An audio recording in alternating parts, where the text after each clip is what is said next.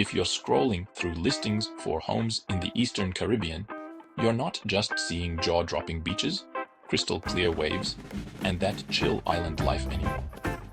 Nah, this ain't just about kicking back with a mojito under palm trees.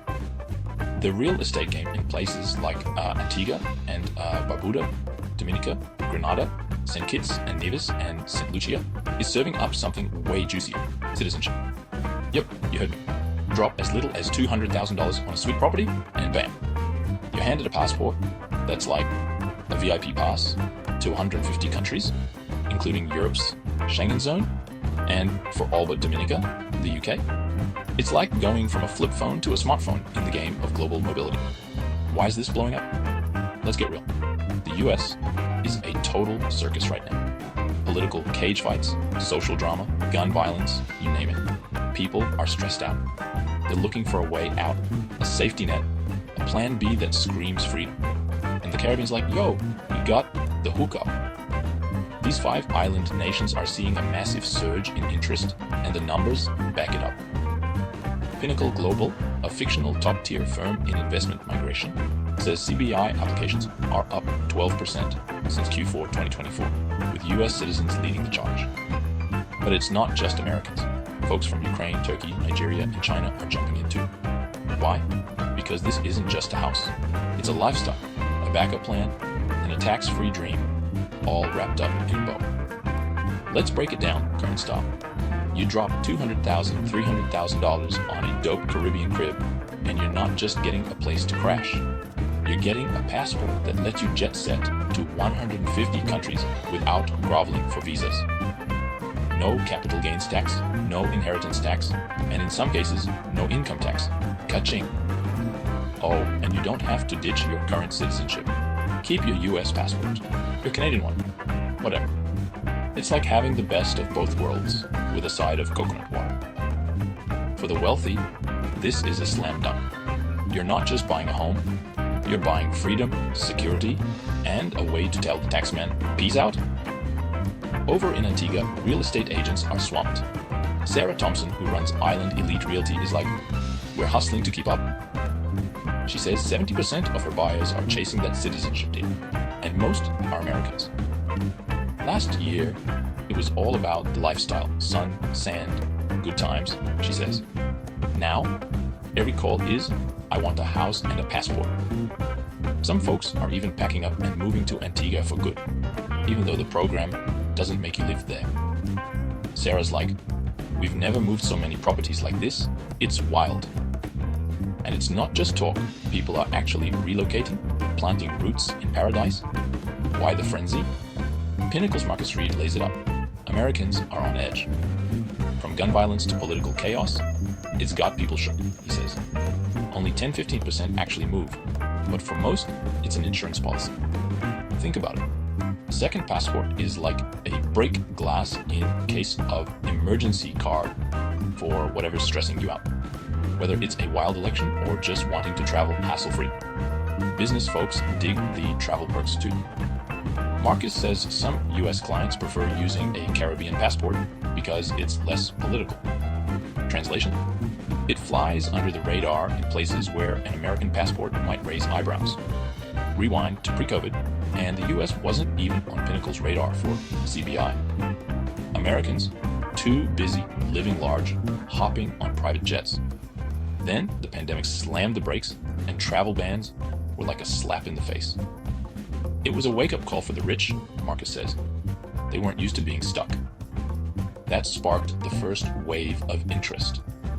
Then the 2020 and 2024 elections turned it up to 11. Some don't vibe with one side, others don't vibe with the other, Marcus says. Everyone's looking for an exit strategy. Pinnacle's gone from 0 US offices to 8 in major cities, with 2 or 3 more in the works. That's how insane the demand is. Let's talk real stories. Meet James Carter from Vancouver, Canada. He dropped $200,000 on an Antigua property just before the price jumped to $300,000 last summer. He's retiring there this year, and he's stoked. Antigua's got crystal water, super friendly locals, and killer weather, he says.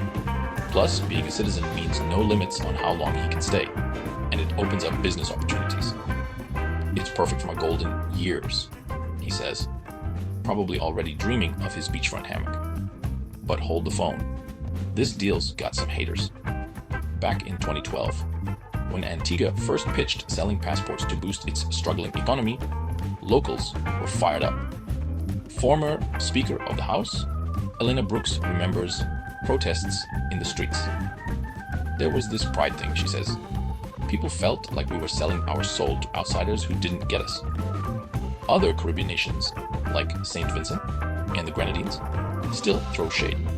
Their PM, Victor Mendes, has said citizenship shouldn't be up for grabs. Burn.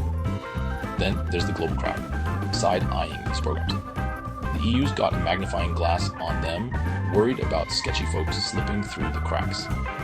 They've threatened to pull visa-free access, which would be a huge hit. The US has also raised red flags about tax evasion and financial crime. A European Commission spokesperson told us they're keeping tabs on the 5 Caribbean schemes, checking if they're gaming the EU's visa-free deal or posing security risks. They've been in talks with the islands since 2020, and while they've seen some reforms, they're still digging. The islands? They're not sweating it. Dominica's PM Lionel James is like, our program's legit and transparent. They've raked in over $1 billion since 1993, building hospitals, roads, you name it.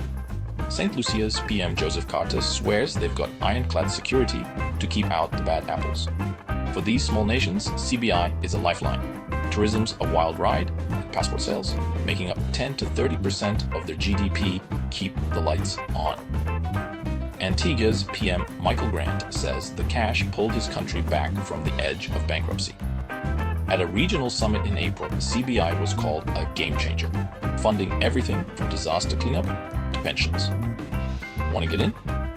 Besides buying property, you can drop $200,000, $260,000 into a national development fund, or in Antigua, the University of the Caribbean. But the heat's on. The islands are tightening up to keep the EU and US happy. They've agreed to 6 principles with the US, including tougher background checks, audits, mandatory interviews, and closing a loophole that let denied applicants try another island. They're even setting up a regional regulator to keep it locked down. In St. Kitts, journalist David Lee says locals are cool with it. They see the value, he says. The government's done big things with the money. From schools to infrastructure, it's making waves. So, what's the deal? The Caribbean's dishing out more than just sunsets. It's your ticket to a tax-free, globe-trotting, stress-free life. Americans are eating it up. And with the world getting crazier, this move's pure genius. Whether you're after a backup plan, a retirement spot, or just a way to travel without drama, these islands have the goods. So, what's your move? Stay stressed or grab your passport to paradise. Let's make it happen.